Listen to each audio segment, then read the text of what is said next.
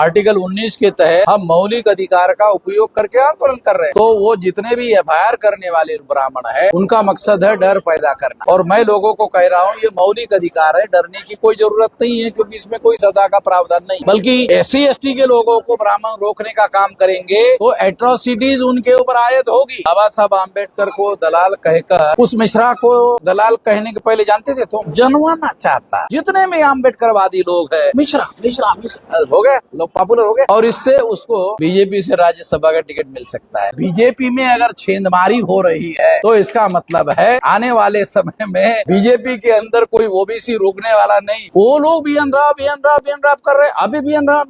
अरे आप लोगों को समझ में आना चाहिए, बाबा साहब का नाम साइड में करना चाहते हैं, बीएन राव का नाम सामने लाना चाहते हैं।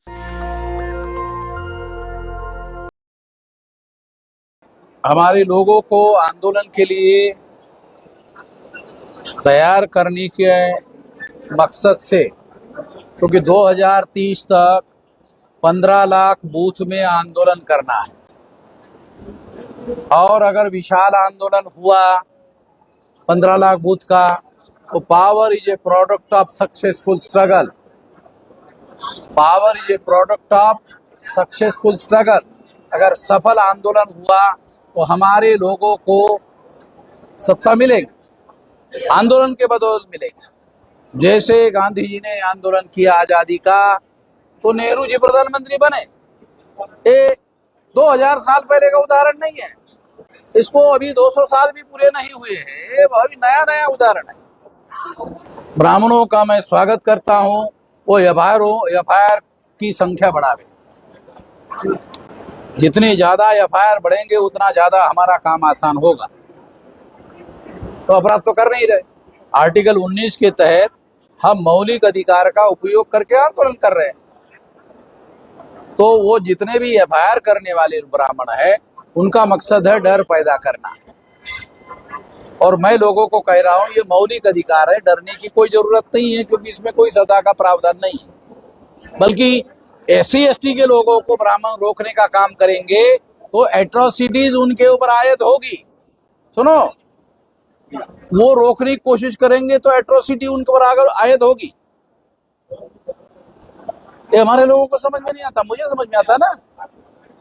बाबा साहब आम्बेडकर को दलाल कहकर, उस मिश्रा को दलाल कहने के पहले जानते थे तुम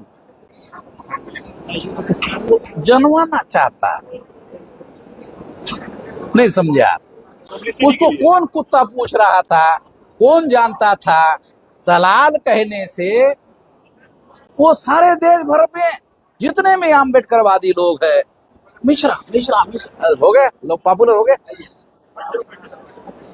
और इससे उसको बीजेपी से राज्यसभा का टिकट मिल सकता है।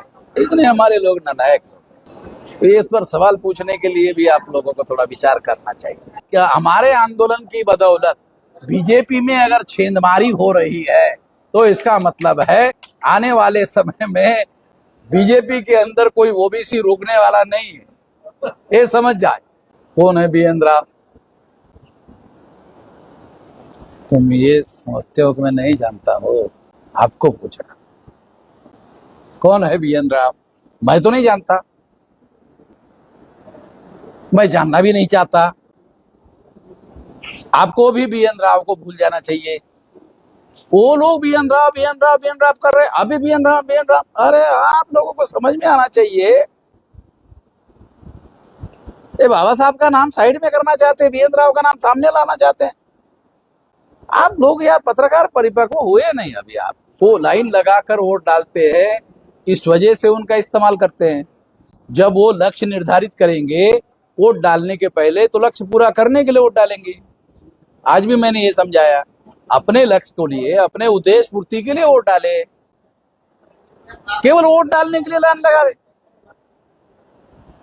फिर तो कांग्रेस को भी वोट जाएगा, बीजेपी को वोट जाएगा, और इनडायरेक्टली ब्राह्मणों को वोट जाएगा। जिन ब्राह्मणों ने हजारों सालों से वर्ण व्यवस्था और जाति व्यवस्था के नाम पर उन लोगों को 6000 जाति के टुकड़ों में बांटकर गुलाम बना के रखा, वही बात वो रिपीट कर रहे हैं। हमारे लोग उसमें सहभागी हो रहे हैं कि हाँ मैं गुलाम बनाओ, हम आपको ताकत दे रहे हैं। 500 लोग खड़े होने वाले हैं, उत्तर प्रदेश में 403 लोग खड़े होने वाले हैं। नेशनल दस्तक की आपसे गुजारिश है कि अगर इसको बचाना चाहते हैं तो नेशनल दस्तक को सब्सक्राइब करने के लिए रेड कलर के सब्सक्राइब बटन को दबाएं, फिर बेल आइकन की घंटी दबाएं। नेशनल दस्तक को बचाने के लिए बहुत ज़रूरी है कि हर खबर को शेयर करें, लाइक करें, कमेंट जरूर करें।